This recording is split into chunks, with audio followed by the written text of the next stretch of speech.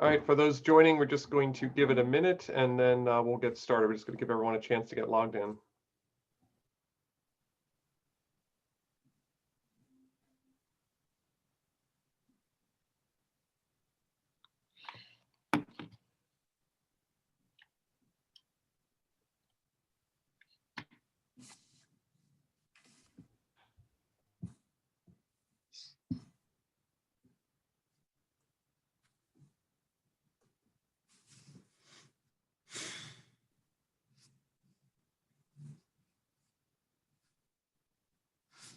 Okay, looks like everyone's getting uh, just about logged in here. So we'll get started. Thanks for joining us today. For those of you that are joining us live, good morning. And I know for those of you that are going to be joining us on demand and watching it later, hope you're having a good day as well. Hi, sorry. I have a 7-year-old at home with me right now who's currently social distancing, so sorry about that. Anyway, my name is Kevin Apnell. I'm the Executive Director of the York County Alliance for Learning.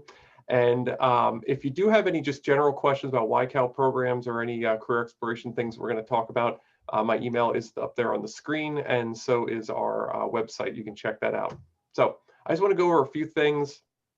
This is a career exploration program. You're here today because hopefully you're interested in studying and becoming an educator at some point. But today is about career exploration, and it's likely that at the end of programs like these, you're going to have one of three outcomes. Number one could be that this tells you, yes, I'm on the right track. This is what I want to do, and I'm going in the right direction, and that's awesome. Option two could be that today leaves you with a few extra questions that you still need to get answered, and you need to do a little bit more research and you need to think about it. That's okay. And then the third option, which believe it or not is all okay, spoiler alert, all three of those options are okay.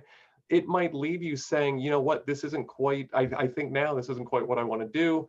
And maybe I need to rethink and maybe pivot a little bit and go in a different direction. The good news is you're hopefully most of you listening to this are in high school. You have some time to figure out which direction you want to go. So when you talk about as your high school career, which could be over in a couple months, could be a couple years from now, what's your next step? Some people go the route of they go and they get a job right away, entry level position, and they'll work from there. Some people go into an apprenticeship where you're training and getting paid at the same time. Uh, some may require special training or special certification, and others you're going to require college degree. So then you have to start asking yourself, well, what kind of college degree do I need? What do I want to study? How many years is that going to take? Does it make sense to get an associate's first? Do I go for a bachelor's right away? Do I stay or after I get my bachelor's for another year or two and get my master's? Does that make sense? So there's a lot of questions within those things that we'll need to figure out. But what I want to talk about as I start to wrap up here is what's called maximizing your ROI, your return on investment. And this is why I think career exploration is important to do it now while you're in high school. The idea of going to college and paying for the tuition, the idea is that you're making an investment in yourself. You're paying for that tuition for the hope that later on in life you're going to be making an income that it would have been totally worth it to have paid that tuition. So and obviously, that is not that's not a bad thing. I'm not saying don't do that. What I'm hoping though is that we make some decisions that's going to lead us to have a lower investment. So here's what I'm trying to get at. Average college students going to change their majors 3 times. Believe it or not, 80% are going to change their major at least once. Now, sometimes that's a very minor change. For instance, my wife, who also happens to be a York College graduate, came in as a secondary ed math major, realized after a year she did not want to do math this much anymore. So she changed to elementary ed. So she changed majors, but she still stayed within the school of education there. But 80% will change at once. College right now in Pennsylvania is about $29,000 a year when you add up all the different costs. And what happens is not often, or I'm sorry, not always, but sometimes when you change majors, it may mean that you have to stay for an extra semester, an extra year or two. So that's some extra tuition you have to pay and perhaps some extra debt that you go into. So what we want you to do is take these opportunities as you're doing now, contact the people that are willing to help you, as many will today that you'll speak with, and make the most informed decision for you, the one that's going to hopefully lead you to be the happiest and maximize your return on your investment. Just a shameless plug before we get started. We have all of our programs are virtual this year. By the end of April, we'll have 30 of these programs that have been completed. This is one of them. York College is kind enough to host about 4 or 5 programs for us this year. If you're interested and you're still not sure what you want to do, there are other programs that you can check out. A lot of them have already been recorded and are available on demand. And as I said, by the end of April, we will have completed all of them, and they'd all be accessible to you. So if you check out ycal.us, you can get a link to all these programs at that point. Okay, last thing, I swear, that I'm going to turn it over. Huge thank you again to the team at York College for putting this together. We've done this program with them for years. They always do such a great job because it's their thing. Education is their thing, so they're really good at it. So I'm so sad we can't be on campus. I always love coming back to campus, but you know, at this point, this is the best we have. So we'll have to do this virtually, and we'll go from there. If you do have any questions throughout this program at all, you don't have to wait for a specific time.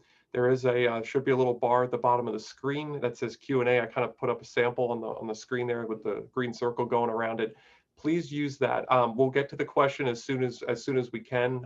We're probably not going to stop in the middle of a sentence to answer it, but I'll be monitoring that, and we will get to your questions. But again, feel free to put them in at any time. If you could, we're going to leave the chat blank. That'll be there for our panelists and myself to, if we have any links of information we want to send you or email addresses, we'll use the chat for that. So if you could just use the Q&A for any questions that you have. Okay. And the last thing, I know some of you, we have a bunch of different schools and you all have different schedules right now. If for some reason you need to leave early, that you need to go to your next class session, you don't quite get to finish the whole thing. If you use the link that got you here live today, you can use that about an hour after the program wraps up. You click on that again, it'll bring up the video of the program. You can just forward along to the part that you had to cut off, and you can just pick up where you left off. So, all right, that is enough for me. I am going to be quiet, and I'm going to fade into the background, and I'm going to turn it over to our program host. So take it away. Good morning.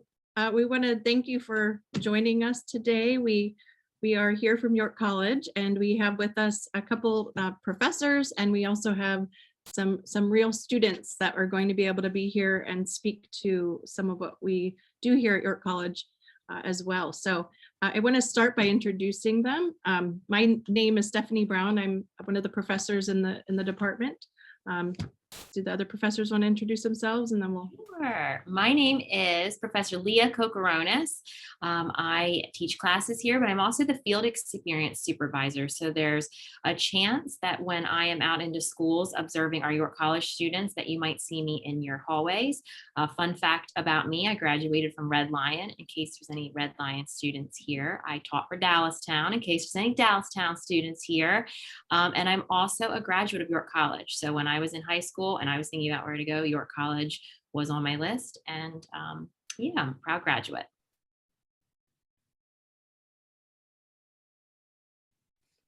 Hi, I'm Professor Amy Glusko. This is my 6th year here full-time at the college as the Director of Field Services. Prior to this position, I was 23 years in a local school district where I was an elementary teacher, a reading specialist, supervisor of curriculum instruction for central office, language arts supervisor, and also an elementary principal and a supervisor of our other principals in the school district. So I had the good fortune for 23 years to work with York College students who wanted to be teachers and came into our schools when I was at the district. And now I'm even more fortunate to work with our future teachers in the education department. Welcome. Hey, ambassadors.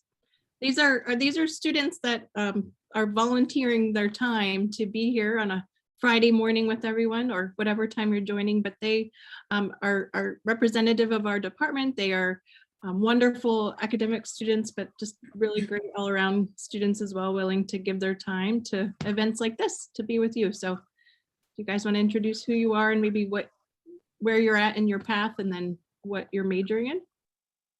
Yeah, I'm Darby Stewart. I'm a junior, and then my major, I'm a dual major, so I am majoring in early education as well as special education. My name is Alina Walters. I am a senior and I am majoring in elementary education, and I'll be student teaching in the fall. Great. Well, thank you to both of you for being here, of course, too. So we're going to turn it over. I'm going to share my screen here with everyone. Give me 1 second to make sure we can get that up and going. Oop. And actually, okay. Everybody can see me? Yes. Okay, great. So we are joining you from the School of Behavioral Sciences and Education, we call it at York College. And we want to start off with just a video clip since, again, we can't actually be on campus. We want to give you at least a window into what you might see, what you might experience, just generally at the college, okay? So let's kind of imagine in our minds we're walking onto campus right now. At York College of Pennsylvania, we think education should be hard work and good times. What do you think of when you hear the word learning? The answer might seem obvious, but here at York College, we see education a little differently. We see that learning takes place here, now, in every moment and everywhere. Learning happens when you start making your way in the world, and it happens quick. It happens when you make a new friend, and you learn what it is that connects you. When a professor stays with you after class to explain something, and you learn that you're valued. Learning happens when you ace an exam that you weren't expecting to, and you learn what you're capable of. When you talk yourself into showing up, and you learn that sometimes getting out of your comfort zone can really pay off. It happens when you see your ideas become real, and you learn that you can make a difference in the world. Learning happens when your education extends beyond the classroom walls, and you find that your community is part of your campus, and that real problems are your final exams. It happens from the very first day of your college experience to the last, and it doesn't end there. We are always learning. Because a well-rounded education isn't found, it's built. And here at York, we know a thing or two about building things. We know that true learning comes from experience. We know that getting the most out of college requires more than just textbooks. It requires community, collaboration, and connection. It requires learning that's hands-on, relevant, and useful. With classes taught by professors who don't just teach, they do. Put simply, we believe in putting your education to work. Because here at York College of Pennsylvania, you won't just expand the possibilities for your future, you'll learn how to build it.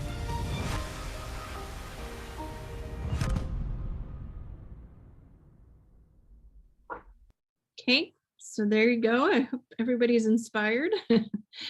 We today are going to, like Kevin said, we're going to be focusing a little bit more on the education aspect in terms of majors, right? We'll start by talking about what majors are here in case, like his wife, you decide halfway through you want to change into another one. So you'll see what your options are.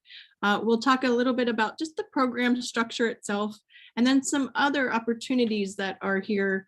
You're not just going to come to college to take classes. There's so many other things that make up a college experience. So we'll talk about that as well. And that's where our student ambassadors are going to be able to provide some really helpful perspective and what they've maybe been able to participate in or things like that. So in addition to that, we will talk about academic advising and how that looks here at the college. And then finally, we'll talk about field services and what that looks like for our education majors as well. So stay tuned. We're going to actually now hear from Professor Kokoronis.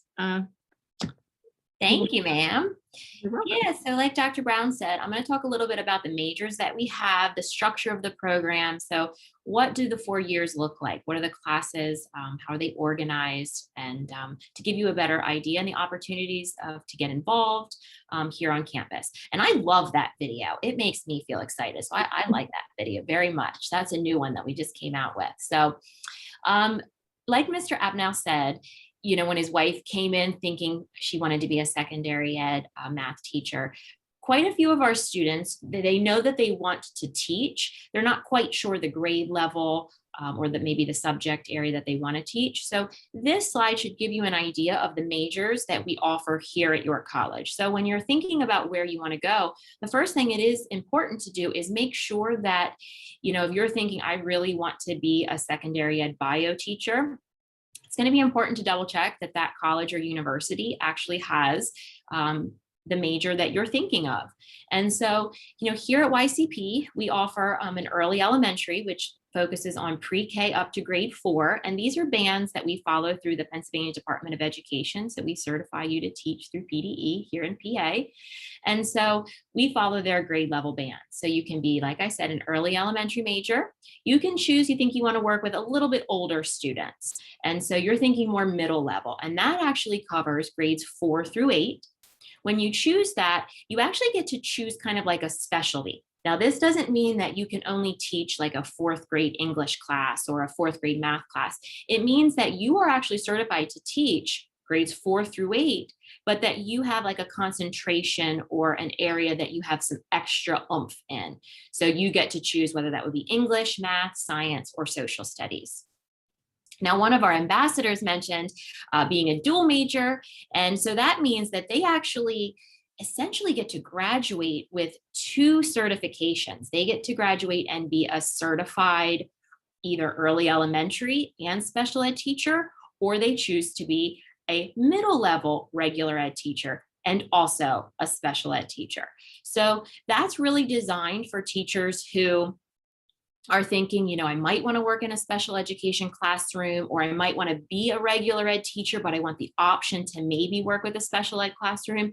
And our special ed majors, they really focus on all the different areas of certification, from maybe an autistic support classroom to a learning support classroom, multiple disabilities classroom, emotional support.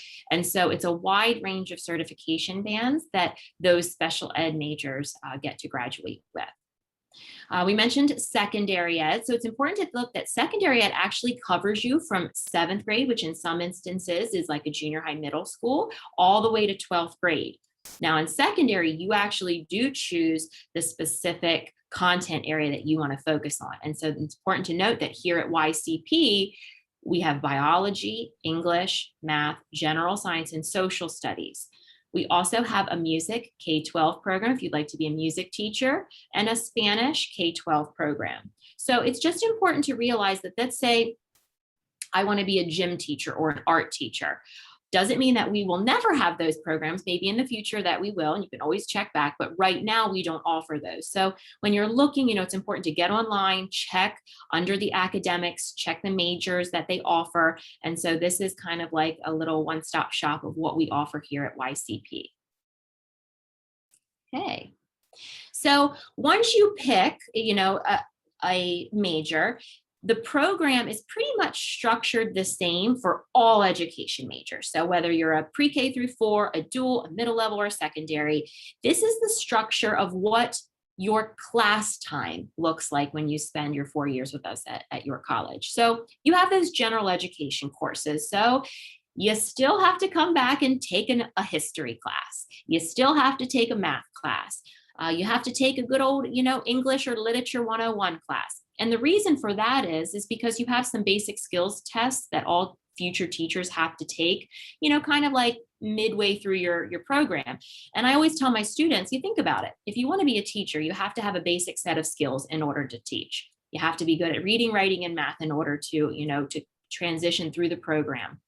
And so we provide you some general education courses just to give you that extra support to make sure you're really ready to get into the world of education. We have our major content courses. This is going to be where we dive a little bit deeper into foundations of education, a little bit of child development theory, instructional strategies for working with high school students. So we kind of really specialize those. We have your professional education courses, which dive even heavier into how to teach secondary mathematics or teaching diagnostics and remedial reading, your emotional support classes, your high incidence special ed classes. So really specialized based on what you choose as your major. All students who choose to be an education major in Pennsylvania all must receive 9 credits of special ed. So even if you're a secondary ed math or pre-K through 4, not even being a dual, the state says it's very important that you have these 9 credits of special ed classes that kind of help you be ready to teach in an inclusive regular ed classroom. So everyone will get a little bit of background in some special ed courses. And then everybody must take a 3-credit English language learner. And that kind of is something that regardless of the PA college that you go to, those are things that the state says that you must do. And so, you know, incidentally enough, Dr. Brown is the current teacher of the ELL class here at York College. And this kind of helps you understand how to work with students who might be culturally and linguistically diverse, and English may not be their first language. One of my favorite are the last 2, which is the element of field experience and student teaching here at York College. So we think it's super important that you get out into the classrooms that you want to work with to make sure it's really what you want to be doing. And Professor Glusko is going to be talking specifically about what field experience looks like, what school districts we work with, how we provide you support, and then what that culminating semester, which is student teaching, what that looks like. And I think Miss Alina, one of our students, mentioned she's going to get ready to student teach next semester, right? Woohoo! All right, awesome. So we always try to bring some ed ambassadors, whether we're on campus to visit you and get to know you, or whether we're doing a virtual one. It's always helpful because while we feel like, yes, we have all kinds of information that we think you want to know, sometimes you guys want to hear from actual current students. And so what we'd like to hear from our 2 lovely ladies this morning is a little bit about, you know, some of the things that you can do on campus. And we've jotted a few things over there on the screen, everything from being a student ambassador, which is what these 2 ladies are a part of, to what Kappa Delta Pi is, you know, and ladies, you can kind of go through this bulleted list and just we'll go alphabetical with A, starting with Elena, if you want, and just kind of go down that list and talk about, you know, if there's something that you're involved in. And the final question, the final little bullet is why YCP? So Elena, do you mind kind of going through those and just kind of talk to a few of those? Sure. Awesome. So as you guys know, Darby and I are both student ambassadors. And with that, we are not necessarily, I can't think of the word that I want to use, but we're not necessarily forced to do an event every time that there's an event. We get to pick and choose based on, you know, what works best for our schedule, but we are encouraged to at least go to one to have our voice heard about why we chose YCP and why we're in the ed department. So basically we just do these events like this, or we do a accepted students day or open houses. And then I'm also a part of Kappa Delta Pi. I just actually joined in the spring this semester. And with that, right now, it's very relaxed because of COVID. But before, I think there was babysitting events that happened where the professors would be able to get to bring their children, and we would watch them for a couple hours. I think this was before I joined, so I'm not 100% sure. But as of right now, I get hours for doing this type of event. You get hours for going to the 3 meetings that happen. You get a couple hours when you do the initiation ceremony and stuff. And then also being a resident on campus, you get to be in a fancy dorm room like this. Some have singles, some have doubles. The one that I'm in currently, we have our own kitchen, so I do not have to have a meal plan. But as a freshman, and then also in a couple of the sophomore dorms, you have to have a meal plan, but you kind of get to pick how many meals you would like, so it's a little flexible. And then I chose YCP because I was actually informed by a friend of mine that they have a very good education department, and I knew for a long time that I wanted to be an educator. And so I looked into it. I actually came a couple times to tour the campus, meet with some of the professors, and sit in on classes. And I really like the small class size and how well the professors get to know you and you get to know the professors and build a relationship. And it just becomes a little tiny family away from home. Perfect. All right. So, Ms. Darby, I'm going to turn over to you. The one thing that I would like to point out is that even though we can't be in person for this YCAL event, the college is still providing opportunities for small, individual family groups to come out and check the college out. So while we're kind of, going between classes, or I run over to the bookstore, I run over to the Starbucks that's here.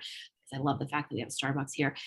Sometimes I will see potential students and their families. And so, when Elena mentioned kind of seeing what the dorms look like, see what the classrooms look like, there is still an opportunity right now, in a very small setting and a very socially distant, very, careful setting, but there is an opportunity for you to come onto campus to kind of check it out a little bit. And yeah, okay, so Darby, on to you, please. So kind of going off with Alina said with like the ambassadors, like we're not like forced to go, but me and Alina have been to every single one. We love like being on here. We love seeing our favorite professors. And kind of like residents, I'm also in an amazing dorm. I live in Country Club, and it also has its own kitchen, so I don't have a meal plan, but you can also get one even if you do have your own kitchen. So like Lena said, you can do like a certain amount of swipes. So like I have like the smallest amount of swipes possible. So if I don't feel like cooking one day, I'll just go over there and get some food. I actually did come here to play softball, so that's actually how I found out about the college. But then I also always knew that I also wanted to be a teacher. So when I heard about your college through softball, the first thing I did was looked at the education program, and I heard about the job rate success after graduation, and I kind of like did the virtual tour through it. And after like watching that, I like knew right away like this is where I want to go. Like the class sizes aren't too big, so you really get to meet everybody and become friends with people in your class. Like Alina and I have probably every single class together, so there's no getting rid of her, which is it's a good thing. It's a good thing. I mean, I just like how close everybody is on campus, and you really do meet someone your freshman year and you're friends with them, or you are joined at the hip until your senior year. So we definitely have a small community. Thank you, Darby. You both are residents. I know I'm an old lady, but I actually was a commuter. You heard me say that I graduated from Red Lion. And so I was thinking about going to another college. I was accepted to another college, but I just decided for my own financial reasons that living at home and commuting was the best option for me. And so I was able to kind of still work in Red Lion, and then I commuted. And I think an important thing to just note about that is despite being a commuter, I still felt that I was very involved in the ed program. The small class sizes allowed me to really kind of connect with the people I would see, like Darby said, the same students you end up kind of getting to spend a lot of time with as you go through the program together. And so, yeah, I think it's important to note that we have both a good amount of commuters and residents here in our ed department. Perfect. Ladies, I appreciate your feedback and your input. Thank you. So thank you, Leah. We're going to actually shift now to talk about another important part of the experience that you're going to have in college generally, but specifically the way it happens at York College. And it is a little bit more unique here at York College. So you might be wondering, you get accepted and then what? So you're going to come the summer before you begin, or the semester before you begin, depending on when that time is. There's going to be an orientation, and you're going to be able to work with one of the people from the college, a professional advisor who's going to help you build your fall schedule, right? So you're not on your own trying to navigate this. And through that, you're going to have an opportunity to learn about some of the support services, the resources, and things that are going to be waiting for you when you get to campus in the fall. If your family is with you when you come to this experience, you're also going to be able to just look at different presentations, and depending on when you come, it could be virtual, or hopefully it will be face-to-face when some of you are hopefully coming. But that'll be a chance to ask questions and just to meet some of the other people who make up our entire community here. So that's the first step. After that, once you get into your fall classes, you're going to be able to work with an advisor that's actually from the education department. And that is not the same at every institution. It's going to be really beneficial to you to work with somebody in the education department who knows those inner workings of how the classes run, just certain details that maybe the geography professor may not be able to speak to as well, right? So that's something that we feel is really important here. The other thing I'll add is, all of us that work with you are going to be people who have actually been in the classroom. Like Professor Glusko said, she was out there in the trenches for 23 years. So all of us have either been in the elementary classroom, the middle school, or the high school classroom. So while we are here to help you plan your coursework and help you develop strategies that are going to help you to be successful academically, we are also here to provide guidance to you about this profession, right? York College, this major, this is going to be a vehicle to get you to a career in education. We want to prepare you for a lifelong job in this world, right? So it's not just about this temporary moment in your life of college. It's also how can we really build on what your goals are as a student and as a person for your career, for your life's work. So we draw from what we consider this appreciative advising model, but it is something where you're going to be able to come to us about, not just what class should I take, but how do I make that happen? Is there something else I can be doing to support my learning process here at York College? So there's a difference at this institution than others in terms of who you get to work with for this. You stay with that person throughout your entire time here. And what is really special is that you build a relationship. I've had the good fortune to have Alina, one of the ambassadors here today, as my advisee, and I genuinely enjoy our interactions. It's like I would like to consider myself a part of her small family here, but maybe not the mom, but maybe the older sister, but something that is just really special, I think, that you may not find at some of these larger institutions. And that may be for you and it may not be for you, but that's what you can expect when you come here to York College, and especially in our education department. But that's true across the college. We do assign advisors specifically in the department. So you can consider it kind of like the coach in your corner, so to speak. Hey, Dr. Brown, sorry to interrupt, but there was a question that I think is pretty, it pertains to what we were just talking about. Someone had asked, I have an IEP. If I still had it when I go to college and I come here, how would that work? And correct me if I'm wrong, IEP, individualized education plan? Yes. Oh, I pay attention to my wife when she talks. Isn't that interesting? What a novel concept. Anyway. No, absolutely. So we have an office that will work with you to develop a plan that will also be something that is shared. You can decide to share that with your professors, but it will outline any accommodations that you might need through your coursework while you're taking it. So I definitely have students who at the beginning of the semester, they'll give me an accommodation memo, it's called, and it will outline different needs that they might have. It might be, that it could be presenting in a small group versus the whole class. It could be just extended time on assignments or tests, things like that will carry over from what you may already be getting in your IEP now. So yes, to answer your question, that is absolutely possible and something we definitely support. And you would just want to connect with people here at the college about what that looked like for you, and we can develop a plan to make that happen here as well. That's a good question. Thank you. Were there any other questions related to the advising? Nope, I don't think so. Yep, all the questions are cleared out now. Okay, great. But keep them coming. Good job. Yeah, that was awesome.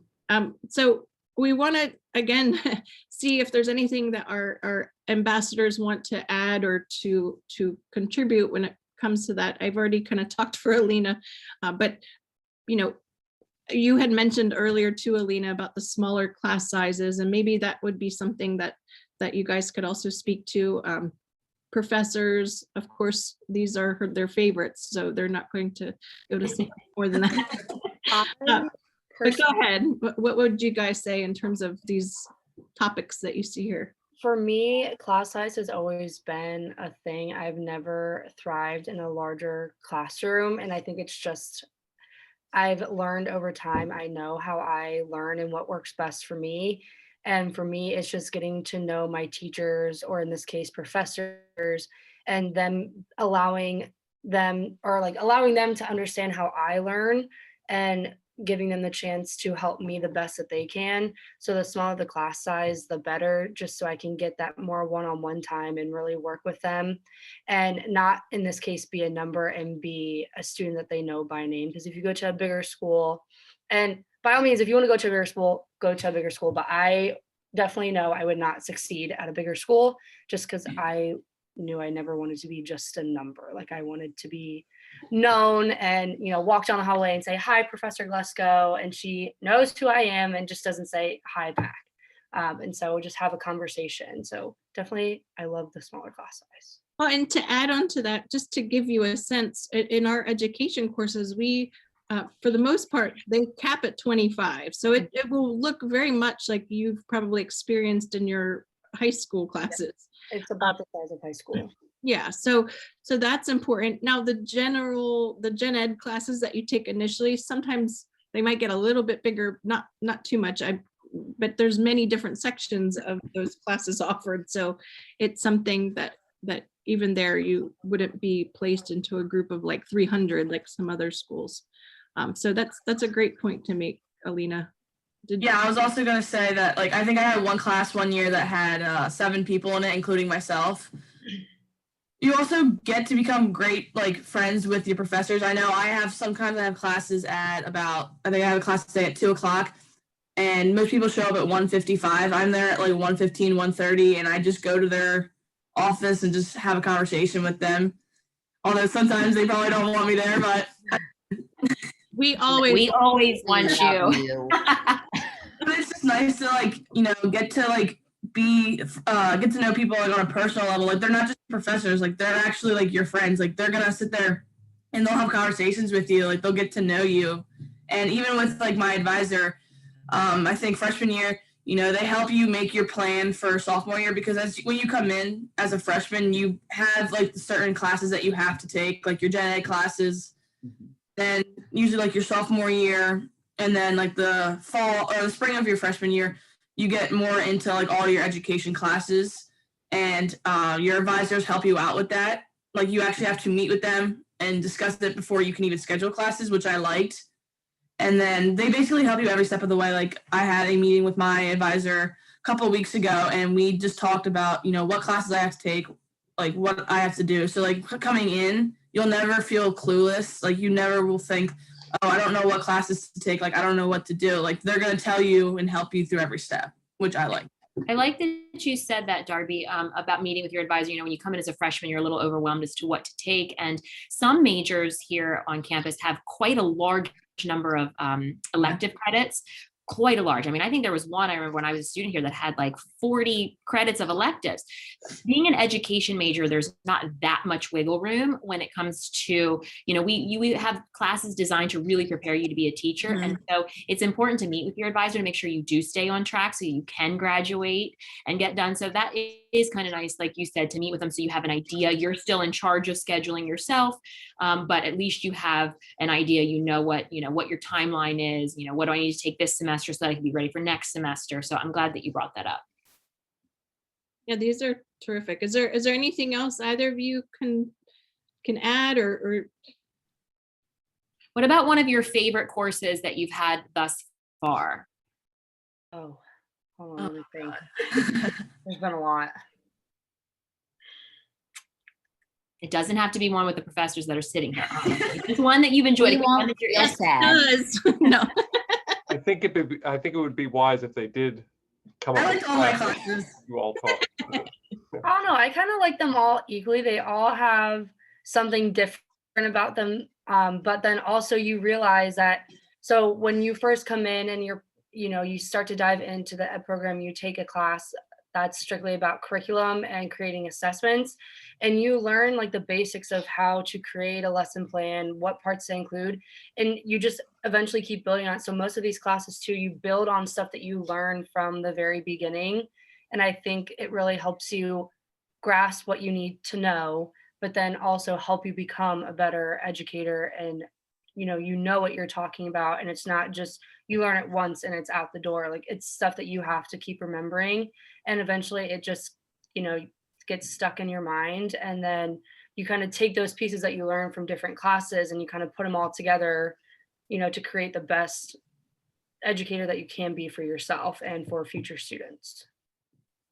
Good That's great, Alina, and I think that's a perfect segue into our last section that we want to speak about, which is the field services component, and that's where you're going to get that real hands-on practical application of all of the things that you're learning in these courses. So we're going to hear from Professor Glusko for that.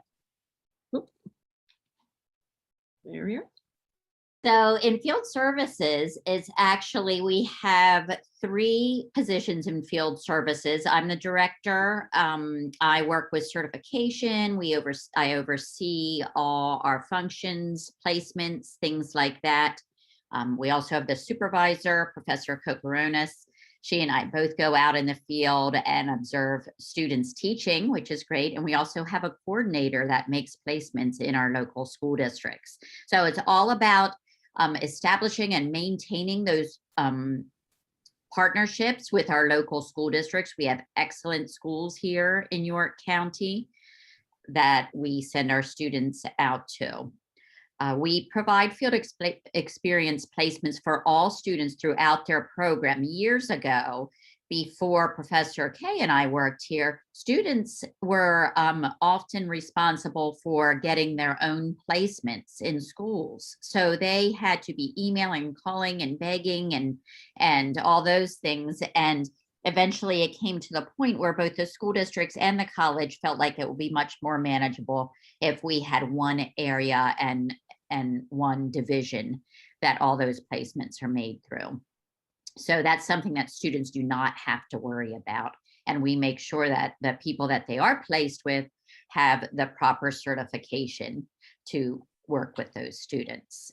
So it's all about assisting those students, supporting them out in the field, supporting our local teachers, as well as assisting with state certification requirements. We're accredited through the Pennsylvania Department of Education. So if our students go through our whole program and do well and graduate with a 3.0 or higher, they are eligible to apply for Pennsylvania State Teaching Certification.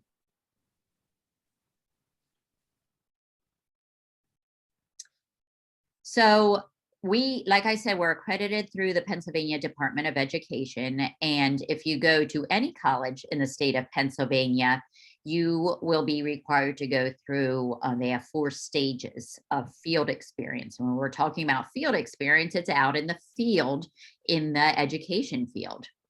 So we have stage 1 and 2. So in the very beginning, your first field experience placement with a local school district will involve a lot of observing. You'll be paired with a cooperating teacher in your grade span. If you're elementary, you would be with a pre-K through 4th teacher. If you're secondary education, you'd be in the high school and so forth, those different majors that we talked about earlier. So stage 1 and 2 is a lot of observing, maybe interviewing the teacher a bit, assisting the teacher with maybe some individualized work, or working with a student one-on-one or in a small group.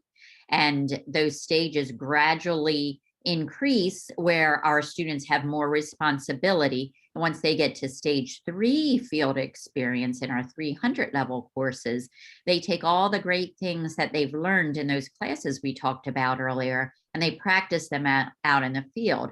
So for example, if they're taking the teaching language arts class with Dr. Mitchell, then they could go out in the field and do a read aloud or an interactive read aloud lesson.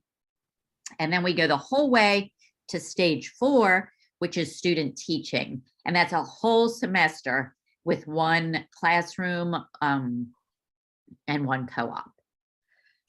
And it's important to note that we have such great placements in York, Lancaster, Adams, and Cumberland County. We have worked really hard. Like Professor Glusko said, when I was a student, I used to be in charge of, contacting a district and saying, hi, I'm in this one class, can I come out? And we've kind of taken that out of it for you. And now we work with some great schools. So when you get placed out in our schools, we don't place you, especially for student teaching, further than 55 miles away, because we have college supervisors that will come out and supervise you. So I talked a little bit about our division and the 3 positions that are within them: the director, myself, the supervisor who comes out and supervises, and then the coordinator that works with our school districts to find you the best placements possible. We give our students support and feedback in the field. They get support in the field with their co-op that they're tied to, and also with our faculty, mostly Professor Cocaronas, who comes out and provides them with some feedback, tips, things they can improve upon, and things they're doing great when they're out there in the field. And then, like I said, eventually you would work with me to apply for your state certification.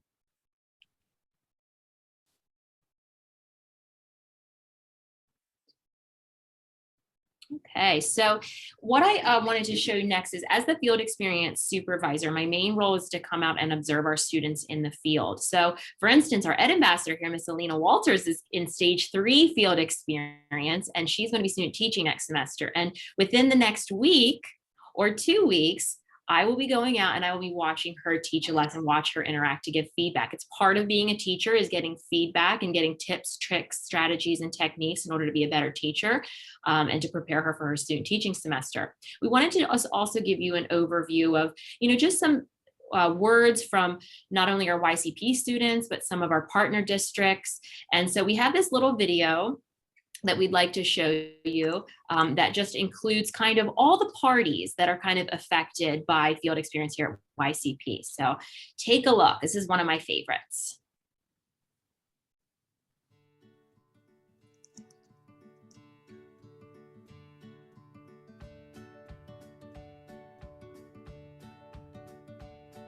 York College students at York Suburban, I think, builds a great partnership. I mean, we're close in proximity. York Suburban literally kind of wraps its arms around the college and the campus. Both institutions of high expectations, both collaborative by nature. I think it brings a great connection. It brings great personalities from each organization. I'm fortunate to work, in this degree, so I would absolutely say it. I think the availability of access to resources for the students that are coming from the college to come to York Suburban just makes that connection so much easier. One thing I say from my own past experience having student teachers when I was a teacher myself, sometimes they can be a burden, but everyone that I've ever worked with from York College has done exceptionally well. It's been an asset in our classroom. When the teachers need to be tutoring kids, now you have 2 adults in a room instead of just 1. When there's special events that are going on, again, you have twice as much manpower to work with the students that we need. And that's been one of the greatest benefits of having them there. It just gives us another qualified teacher to help our students be successful.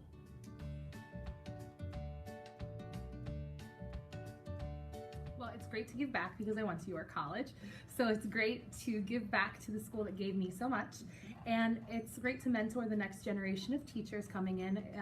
They're so new and everything's so new and exciting, and it's great to kind of see the world through their eyes and take a step back. And it's great to teach them things that I've learned along the way only through being in the classroom. I think I gained learning the tools in my classroom at York College, and that I can bring it into the real classroom with my students here at Central. I think it's a big benefit to not just only learn how to do them with my colleagues in class, but also to do it here with the students at school. This is Mrs. Fisher, and she is a student at York College learning how to be a teacher. I think Miss Fisher is a good teacher because she is nice, and I think she could be a good teacher. When she was in our room, she did cool technology and just helped us out. I think having a York College student in my classroom is beneficial because not only is it a great learning experience for them, but it gives us as the classroom teachers a chance to reflect on our practices and share that with students that are learning, right, that are coming up into it. And I also think that having that scaffolded experience in a field experience is awesome for the students. They come in, they get to observe, they have multiple chances to assist. They get to try out some of their own lessons in a real classroom, and I think that authentic learning experience is so beneficial for them.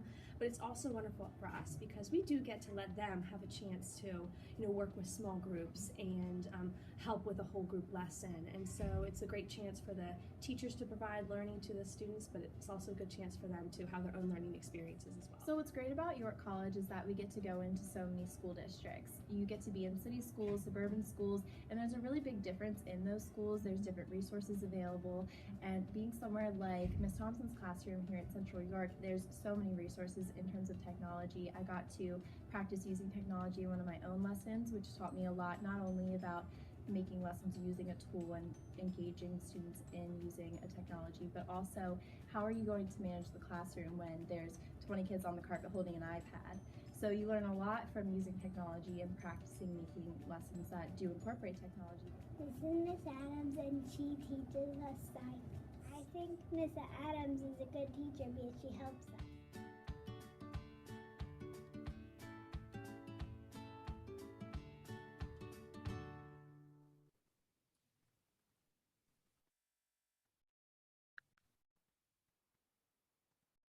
Okay. Do we want to see it again? Okay. All right. So that is a fantastic little video. I'd just like to point out that those one of those principals from York Suburban is now the assistant superintendent, and one of those teachers that we spoke to was actually a York College graduate that agreed to work with our students. And so it's very exciting to just kind of get some feedback and realize that it's probably one of the greatest parts is that when you're wanting to be a teacher, that you want to get out there and practice it and work with those, whether it's large boys and girls, in a, middle school or even high school, or whether it is super little boys and girls working in your elementary. So we hope that we have given you a broad overview today, tried to answer some of the big idea questions that you might have about what to expect, what your college looks like a little bit. And so we have a lot of information. I always tell my niece and nephew who might be where you are at in, as a sophomore or junior, even a senior in high school. And I always say it's really important to go on the college website that you're thinking about, because you really can read a lot about individual majors. You can read about the classes that you take within a major. And sometimes those course descriptions really help you decide, like, could I sit in this class? Could I learn about this? We have more information on our field experiences. We have information on our student teaching, on our advisors. We have faculty lists, so you can read about the professors that will be working with you. We also maintain a field services Twitter, so you can see up there, just very recently, our middle level education majors kind of were responsible making some bulletin boards. So if you go right out of our office out here, one of the bulletin boards was done by Chase and Jake, which has, the qualities of a middle level educator flipboard. And so we've all enjoyed seeing those. So, feel free to join that and kind of keep up to date with our Twitter page. Is there anything else the ambassadors want to add to the field services piece? Because I know with COVID, we have had to refrain from going out to schools as much, but I know both of you have had some experiences. So is there anything else that we missed or that you think students might want to know? I was just gonna say, I've only been in the field once, and I thought it was actually very helpful. So that way, I get some kind of knowledge, and I can learn off of what I did come my senior year when I do student teach. And then also, like I mentioned before, I am a dual major, so my spring semester of student teaching, I'll spend half of it in a regular classroom, and then I'll also spend it in a special education classroom. So that way, you get to experience both your majors in once. Perfect, Darby, thank you. And it is important to know that our schools are slowly starting to take back our students back into the field. We do have all of our student teachers had a placement last semester, this semester, next semester. But Alina, where are you placed this semester? And tell us about it. So I'm currently placed in Ferguson Elementary, which is right in the city, so about 10 minutes from York. And I'm in a kindergarten classroom. And my co-op is amazing. She is so relaxed, so laid back. encourages me to teach lessons, help out wherever. And I kind of take that initiative upon myself too, just to help out wherever. And, if I see a student struggling, I kind of sit down with them and work one-on-one. And I also kind of just scan the room and walk around just to help students. And then with Dr. Brown, she does teach an ELL class. So I have been using some of her tools from that class because I do have some students who are either non-English language speakers or kind of mix a little bit of Spanish and English together. So I definitely am, I get a little flustered sometimes because my Spanish is not up to par, but I do my best and I kind of work with my co-op to, she knows she knows a little bit more Spanish than I do. So I kind of look to her for some help, but they're there to help you and really push you to be the best educator that you can be, along with the professors at York College as well. Thank you, ladies. I'm so happy to hear that, Alina. Let me know if you need anything else.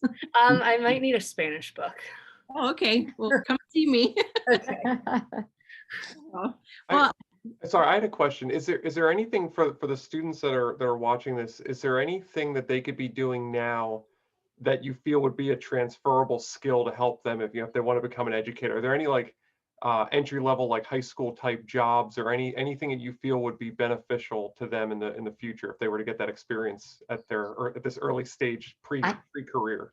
I think as many things as possible that they can do to be around whatever age level they would like to go into. So they could be babysitting. There's lots of places that take volunteers, camp counseling jobs.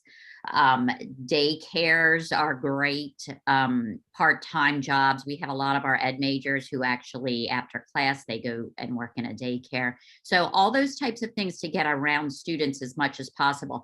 Some school districts even have partnerships with the with their elementaries within their district so that high schoolers go down and read or work with the elementary students. So really as many things possible as you can. And there's lots of volunteer places too that they could do. So whatever is offered in their community to just really make sure that's something that they would like to do. I know even libraries have programs sometimes for the older students to get involved in. Sometimes some of our secondary ed majors, right? You're in high school now and you kind of feel like there might be a subject area that you really have loved learning, and that you find that whether you're tutoring or mentoring other students, or maybe you work with your teacher to say, if somebody in the class needs some extra assistance, I actually really like this content, I can help them. Mm-hmm. So kind of interacting with your fellow peers right now, if that sometimes is a good descriptor or a motivator as to why you might want to be a secondary ed teacher as well. So all those things to kind of get you in the mindset of, is this what I could do every day? Would I like to be able to, share my love of this content, but also share my love of learning and impact, future students? There was something, I graduated from New Oxford High School, and one of the programs that they had for us was to be able to shadow somebody in a profession that you might want to go into. I actually knew I wanted to become a teacher. I was pretty sure it was going to be elementary, but I actually shadowed a high school teacher just to give myself another perspective on maybe, I should consider high school. I knew right as soon as I did that, I didn't want to do high school, but it was valuable to also consider some of the other things you might be thinking about, just to see and to really narrow what your preferences are. That's a good point, Dr. Brown. My children are at Central, and I know that in their main office, there's like a division for like career development, and like they can go in and do the same thing. Like if they meet with that person, say, so I'm thinking about, there's just a person that can help organize a very similar shadowing kind of idea, behind that. So that's a good one. And our open houses, on the call right now, by the way. If you go on our website, we have open houses that are different presentations than what you saw today. And they're wonderful. And we also have student ambassadors often at them that you can find out more information and ask more questions too. I know some of the high schools, they have a certain amount of electives that students can choose. Is there any Are there any classes that you feel they should maybe be taking a look at, assuming that they're not seniors quite yet and they might have a year or two? Is there anything that you feel might be helpful for them to focus in on in their last few high school years? We It would do depend Yeah, it on the depends on, curriculum. we have a transfer office, for, especially for AP credit. So we see some of our students that have taken, specific classes that they're able to transfer. And then what's nice as us as the advisors, then when we get that student, that transfer office has already worked with them and given them credit. So then we know, okay, well, you might not have to take this literature class or this math class because, some of those general ed stuff you have kind of already kind of hit, through that maybe AP class or something. Also, if there's Go anything, ahead, Dr. Brown. Sorry. sorry, if your high school offers any of these like child development classes, for instance, if you can get yourself into that as an elective, that could be a really useful place to also put your efforts, and it can give you some more experience and maybe help you decide too if you're still trying to make that decision. But I remember myself, I had something like that offered to do, and I think we took home the baby doll that woke up in the middle of the night, and you do all kinds of fun things in those classes. But if you're interested in being an educator, it's a helpful perspective to also get if you have that chance. A lot of times when we're having these conversations, it comes back down to not just like technical knowledge and what you study, but also personality and essential skills, as they call them. Is there anything like from a personality standpoint, or maybe just like some behavioral skills that they can start to work on now, like that you see like in talented teachers? Like what are some of the characteristics personality wise that they Oh, have? that's a good question. We That's a talk deep a one. lot. We talk a lot about future teachers. We live in somewhat of a fishbowl. And so we say to prospective teachers, really making good choices now in the things that you're doing can sometimes set you up for greater success.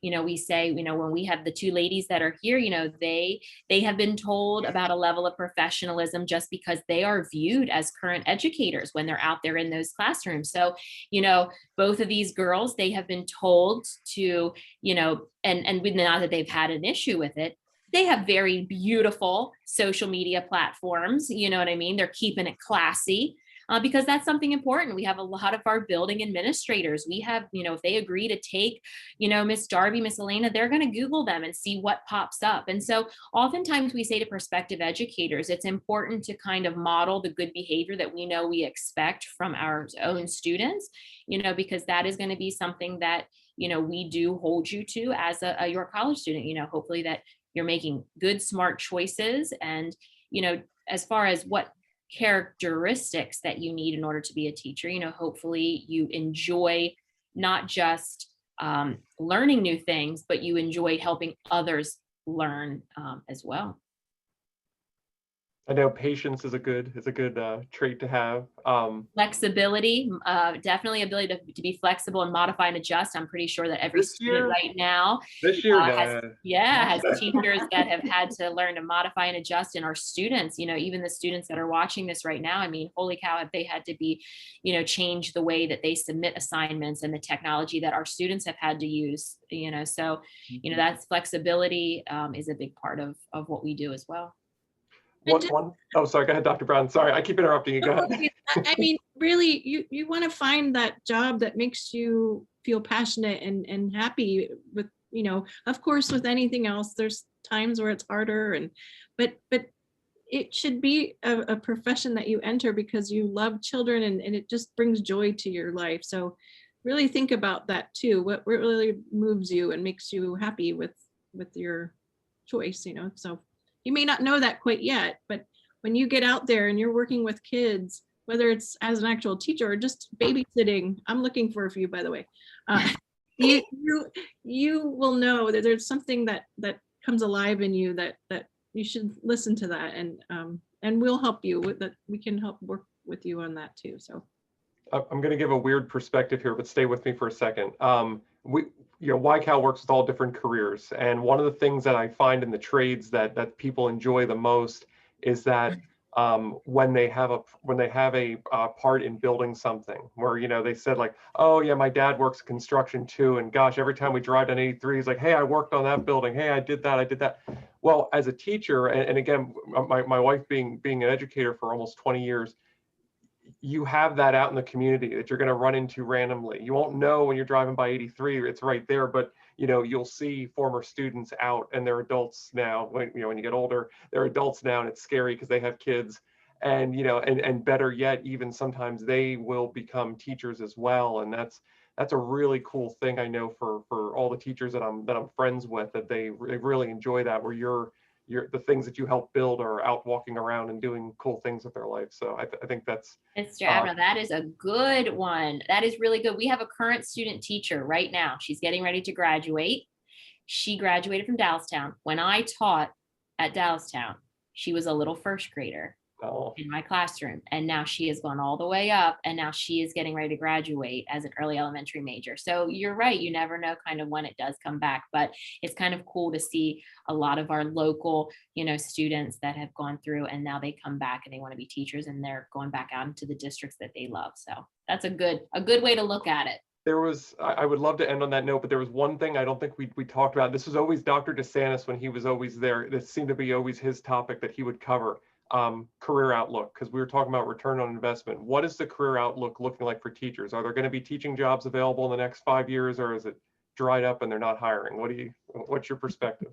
So there's definitely a teacher shortage coming. So the Darby and Elena are lucky to be in the field and getting out when they are, and the people that are watching this today, the same. So there's been actually a lack of enrollment in teacher prep programs across the country. We've been lucky at York College where that's not necessarily the case, but that means there's less people out there that need teaching jobs. So the pool of candidates is a bit smaller. So it's a better chance to get hired as a teacher, especially the upcoming years. So being a former administrator, I loved hiring people from York College. I loved them. I always asked for York College students, and I knew what a great program York College had. And now I'm sort of on the other side, so I feel very responsible to continue that legacy and continue sending great students out there. And we often have administrators contacting us saying, we love your college students. Do you have any math teachers? We need to hire a math teacher. Do you have any special education teachers? We need to hire special education teachers. So do you have any graduating soon? So we're getting those calls more and more, meaning they're looking, their pool is getting smaller and smaller. So definitely looks like a good field to be getting into. It's funny. It doesn't feel like that long ago where I remember my wife telling me they had like 2 positions open at the elementary building that she was the principal of, and they got like 93 applications for the 2 positions that were open. Right. It doesn't feel like it was that long ago, but it's amazing how relatively quick things shifted. Now there's this shortage where you can't get enough every day. They're short on subs, and it's been a challenge. So it's certainly something we want to put some effort into recruiting. Yes. Here. And a neat thing we do for our York College student teachers when they're in their last semester is bring in local school principals and administrators and HR people and all those good things. And they interview our student teachers and give them mock interview practice. And they work on them with their resumes and cover letters and all those good things. And I used to be on the other side of that, and we would hire people out of that. So that's a great opportunity too for your college students that helps us stand out a bit. This is, I'm completely, I do not work for admissions for York College. I'm just going to say that, but I'm going to make this comment. I'm aware of, and I'm not trying to speak negative about other educational programs. York College's program is very good. I know that, I've seen it. I know so many people that have graduated from there, but back to that piece where I talk about your return on investment. I'm always trying to make clear to people, if they're looking at some other programs that might be at more expensive universities, because your college is a private college and it's a very reasonably priced private college. Some of these universities where, and I'm not going to say names, but they're $40,000, $50,000, $60,000 a year. I've told some people that are looking at that, please consider that. I don't know if all the high school students on here realize this. School districts hire you based off of the amount of experience and, you know, the amount of credits you have past a certain amount. So they don't care whether you went to Harvard, or, because I'll say that, I think it's a safe one to say, whether you went to Harvard or whether you went to York College, you're all starting at the same salary. So why pay $60,000+ a year for the teaching degree when you're going to be making the exact same, and you're on the exact same playing field when it comes to income. So I've mentioned that a few times, so I've heard in the past, it's like, oh, I'm thinking of going to York College or XYZ. And it's like, oh boy, well, that costs twice as much to go to the other place. Like, you got to consider that, you know, if you get a job at a local district, you'll be making the same amount of money as anyone else that starts as a first year teacher. So that's just, again, sorry, I'm not in admissions from York College, but Sharon's not here with us today. So I'll play that role for her, and just mention that as something to consider if you are looking at doing an educational program. I would hope York College is in the mix somewhere in that decision process. Thank you. We would certainly hope that as well. And like I said earlier in the presentation, if you feel like York College has kind of caught your eye, you know, contact admissions, and there's a way for that you and, you know, and your family in a small group setting to come on campus and get a vibe for the campus, the classrooms, you know, the dorms and things like that. So we would welcome that. I don't have any more questions. I'm sorry. I was putting you through the ringer here with all my questions, but there's a couple things I thought were good to discuss and address before we wrap up. Sure. All right. If there's nothing else, again, thank you so much for being here.